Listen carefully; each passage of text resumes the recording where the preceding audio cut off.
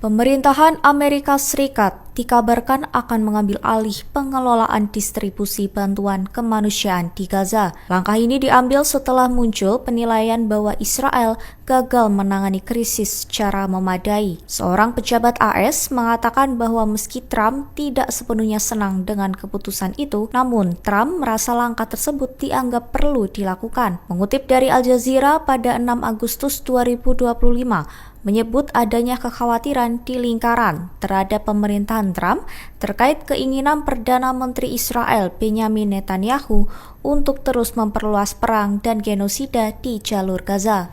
Bahkan sebelumnya Netanyahu menyatakan perang di Gaza belum sepenuhnya usai. Ia bersama militer IDF akan terus melancarkan serangan udara hingga waktu yang tidak dapat ditentukan.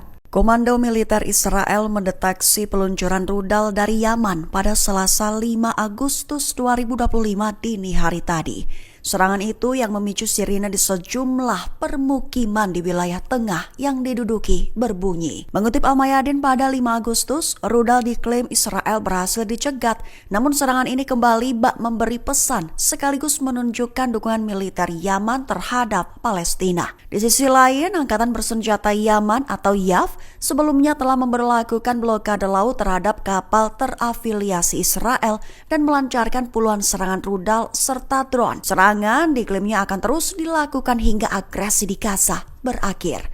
Juru bicara YAF, Yahya Sari, menyebut 3 serangan terbaru menargetkan Tel Aviv, Askalan, dan Pelabuhan Haifa.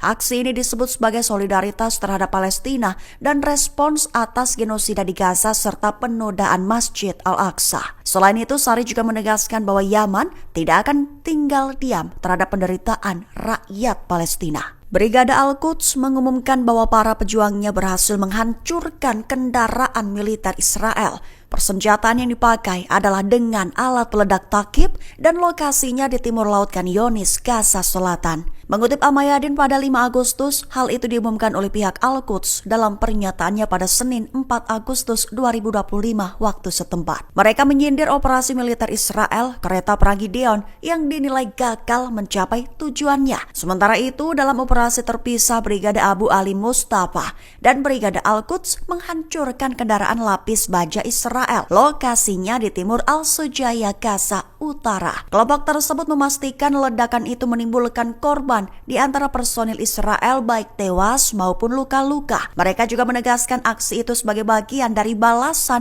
atas kejahatan pendudukan terhadap rakyat Palestina. Faksi-faksi perlawanan menegaskan bahwa aksi ini adalah balasan atas kejahatan pendudukan dan bentuk perlawanan berkelanjutan terhadap agresi Israel. Perdana Menteri Israel Benjamin Netanyahu akan menggelar rapat darurat dilakukan bersama dengan Kabinet Keamanan pekan ini guna menyusun instruksi baru bagi militer terkait perang di Gaza. Mengutip Tribun News pada 5 Agustus, hal ini diumumkan oleh sumber utama pada Senin 4 Agustus 2025 waktu setempat. Ia menegaskan pentingnya persatuan demi mencapai 3 tujuan utama Israel, diantaranya mengalahkan Hamas, mencegah ancaman dari Gaza, dan membebaskan para sandera.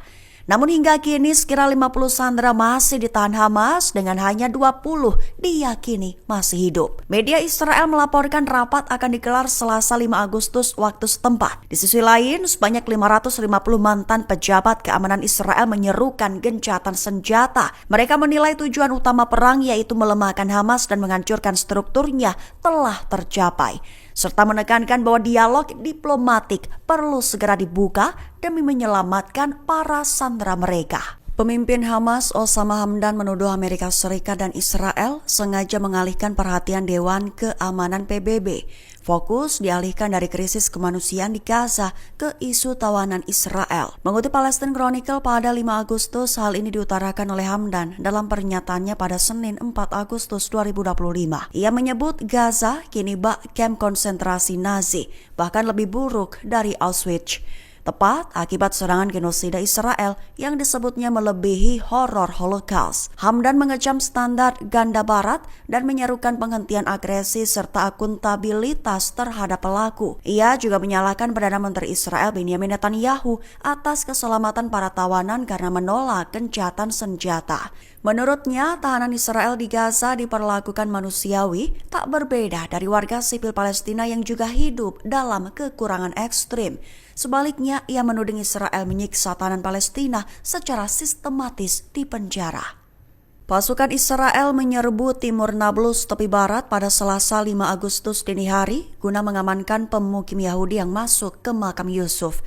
Puluhan kendaraan militer dikerahkan, disertai tembakan gas air mata dan granat suara untuk membubarkan warga. Mengutip Al-Mayadin pada 5 Agustus, konfrontasi sengit dilaporkan pecah dengan pemuda Palestina.